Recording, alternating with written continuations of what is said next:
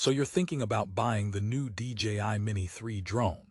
It's the drone everyone's talking about, the one that promises pro-level 4K footage, over 50 minutes of flight time, and that magic sub-250-gram weight that means no FAA registration.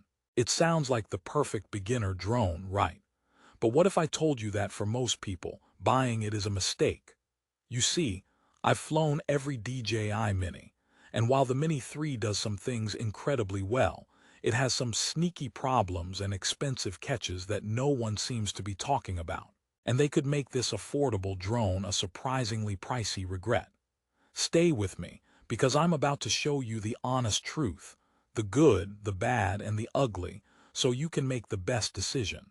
For the lowest price on Amazon, click the link below right now, but wait until the end of the review to see if you should actually buy it. Therefore, let's break this down. The biggest selling point is the weight, under 249 grams. That's the golden number in the US and many other countries. No FAA registration, no remote ID requirements for recreational flyers. It's a huge deal because it means you can basically unbox it and fly. That part is absolutely true and fantastic for beginners, but here's the first snapback. DJI themselves will tell you in the fine print. If you get the intelligent flight battery plus to hit that sexy 51-minute flight time claim, the drone now weighs over 250 grams. That means you have to register it. So that key benefit, it's conditional on using the standard battery with a shorter flight time. It's like buying a sports car that's only fast if you put the cheap gas in it. Let's talk about the camera. 4K HDR video, dual native ISO, true vertical shooting for social media. On paper, it sounds amazing, and for a drone this size, the footage is genuinely stunning. The ability to shoot vertical natively is a game changer for Instagram and TikTok creators. However, there's a big HDR video caveat they hide in the notes. HDR does not support video recording at over 30 frames per second. Want that buttery smooth 4K at 60 FPS? You have to turn off HDR. It's a classic tech company move.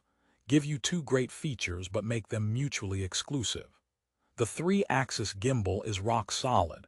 The wind resistance is impressive for its size, and getting those smooth, cinematic shots is easier than ever.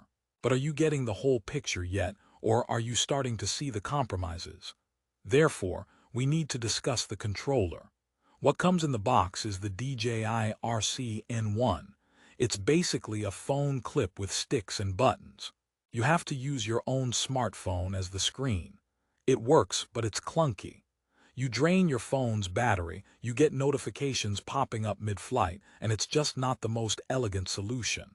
But you've seen videos with that gorgeous, bright, all-in-one controller with the screen built in, right? That's the DJI RC. It's a dream to use. It's also sold separately for a couple $100 more. This is a massive hidden cost. The Fly More combo, which everyone should get for the extra batteries and bag, doesn't even include it. You're left paying a premium for a proper experience. It's like buying a pizza, but the cheese costs extra. All right, let's address the legendary DJI battery life. They claim 38 minutes with the standard battery, 51 with the Plus, and up to 114 minutes total with the Fly More combo. These numbers are achieved in perfect windless lab conditions, flying at a constant, slow speed. In the real world, with wind, maneuvering, and hovering, you're looking at 25 to 30 minutes with the standard battery. That's still excellent, but those max figures are marketing flair. And remember, to get that longer flight, you need the Plus battery, which pushes you over the weight limit. It's a classic trade-off, convenience versus legality. Choose your fighter. Here's a joke for you. What do you call a DJI Mini 3 that's over 250 grams? A paperwork drone. But let's get serious about transmission range. They advertise up to 10 km of HD video transmission. That's over 6 miles. You will never, ever, legally or safely, fly your drone that far. In the US, you must maintain visual line of sight with your drone at all times. That means keeping it close enough to see with your own eyes, unaided by binoculars. That's maybe a few thousand feet at most. The 10 km number is an FCC standard tested in a perfect environment. In a city with interference, you'll get a fraction of that. It's like bragging your car can go 200 mph when the speed limit is 65. Cool, but mostly irrelevant. The creative features like quick shots and panorama are fantastic for beginners. They automate cool shots like dronies, rockets, and circles with a tap. The GPS return to home and precise hovering are safety nets that work incredibly well. This drone is almost idiot-proof, and for a first-time pilot, that confidence is priceless. Therefore, it seems like a slam dunk. But this brings me to the core of my argument. The problem isn't that the Mini 3 is a bad drone. It's an incredible piece of technology. The problem is its positioning and its older sibling. You see, for just a bit more money, you can often find the DJI Mini 3 Pro. And the Pro isn't just a fancy label. It adds 3 critical features the standard Mini 3 painfully lacks: obstacle avoidance sensors, active track subject following, and higher quality video bitrates. As a beginner, obstacle avoidance is arguably more important than camera quality. It prevents you from flying sideways into a tree, a rite of passage for many first-time drone owners that usually ends in tears and a credit card charge. Without it, the Mini 3 feels naked, vulnerable. For a device marketed as beginner-friendly, leaving out these crucial safety and usability features feels like a calculated move to push you to the more expensive model. Let's talk about the top-voted reviews. Scouring Amazon and forums, the praise is universal for the image quality and ease of use. People love it.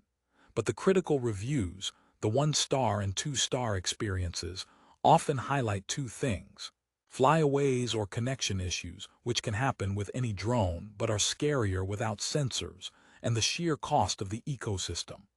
By the time you get the drone, the Fly More combo for batteries, maybe the Plus batteries and a case, you're spending serious money. It's the printer and ink business model. The drone is the affordable printer, the accessories are the expensive ink. Here's another joke. Why did the DJI Mini 3 get invited to all the parties? Because it was so light it never showed up on the guest list, but the registration loophole is its party trick. Now, the resolution. Should you buy the DJI Mini 3? Therefore, my final verdict comes down to who you are. If you are a complete beginner, on a strict budget, and your primary goal is to capture beautiful, stable 4K footage of landscapes and yourself on vacation, without the hassle of registration, the standard DJI Mini 3 is a marvel. Get the standard combo, use the standard batteries, and enjoy a phenomenal flying camera. Just know its limits. You are the obstacle avoidance system. Fly carefully. However, if your budget has any flexibility at all, even if it means waiting and saving a little longer, I urge you to look at the DJI Mini 3 Pro. The addition of obstacle sensors and active track fundamentally changes the experience, making it safer and more capable. It transforms the drone from a camera you fly into a creative partner. For most people, that upgrade is worth every penny and prevents the one crash that could total your investment. The DJI Mini 3 is a fantastic drone hobbled by intentional omissions. It's designed to make the Pro look irresistible, and for many it succeeds. So don't buy the DJI Mini 3 if you think obstacle avoidance is a pro feature you can skip. It's not. It's a beginner's best friend. Don't buy it if you'll be tempted by the Plus battery and end up registering it anyway. At that point, the weight benefit is gone. And definitely don't buy it without pricing out the full kit you'll want. What should you do instead? Click the link in the description. You'll find the best current price for the DJI Mini 3 on Amazon. But I've also linked the DJI Mini 3 Pro and the Fly More combos for both. Compare the real-world total price. Look at that difference. Ask yourself, is saving that amount of money worth losing eyes on the side of your drone? For me, the answer is no. Your footage is only as good as your drone's ability to survive to capture it. Before you go, here's a final joke. I asked my DJI Mini 3 to take a dramatic reveal shot of me. It did a great job. Then it revealed itself flying into a wall. True story. Don't let that be your story. Make the smart choice. Check the links below for all the options and the latest discounts. Fly safe.